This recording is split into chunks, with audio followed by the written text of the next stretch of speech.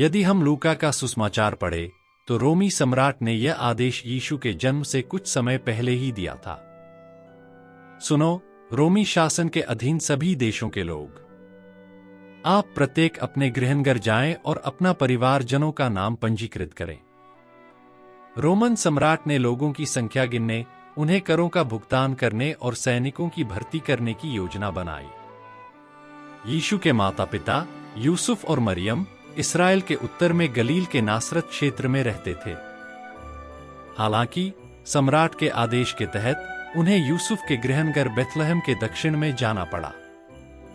यद्यपि लूका का सुसमाचार दो घटनाओं के बारे में बताता है जो यूसुफ और मरियम के बेथलहम जाने से पहले घटित हुई थीं।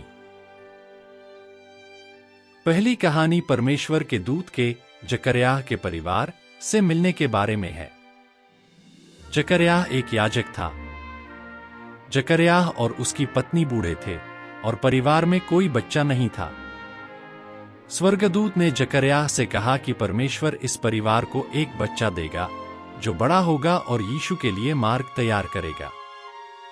दूसरी कहानी स्वर्गदूत जिब्राइल के यीशु की मां मरियम से मिलने के बारे में है। स्वर्गदूत जिब्राइल मरियम से मिला और कहा, डरो मत। उसने यह भी कहा, परमेश्वर तुम्हें एक पुत्र देगा। उस बच्चे के माध्यम से दुनिया को बचाया जाएगा।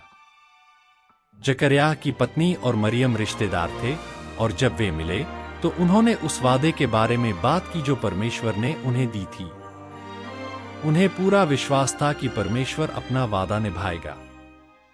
अब क्या हम पहली कहानी पर वापस आते हैं? यूसुफ और मरियम ने बेथलहम की अपनी यात्रा शुरू की।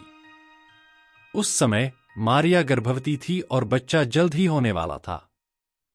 यह एक आसान यात्रा नहीं थी, लेकिन उन्होंने स्वर्गदूत द्वारा दिए गए परमेश्वर के वादे पर विश्वास किया। वे रोमन सम्राट के अचानक आदेशों और विश्वास के साथ कठिन यात्रा को दूर करने में सक्षम थे। परमेश्वर एक ऐसी जगह तैयार करेगा जहां बच्चा पैदा हो सकता है। परमेश्वर हमें उन लोगों से मिलने में मदद करेंगे जिन्हें इसकी आवश्यकता है। इस बात को ध्यान में रखते हुए यूसुफ और मरियम बेथलहम की ओर चल पड़े। यूसुफ और मरियम सुरक्षित रूप से बेथलहम पहुंचे।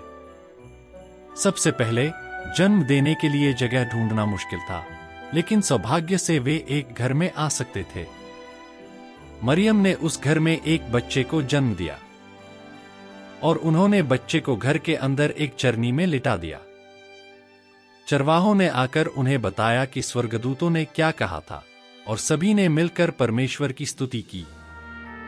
यूसुफ और मरियम ने इस समय कैसा महसूस किया?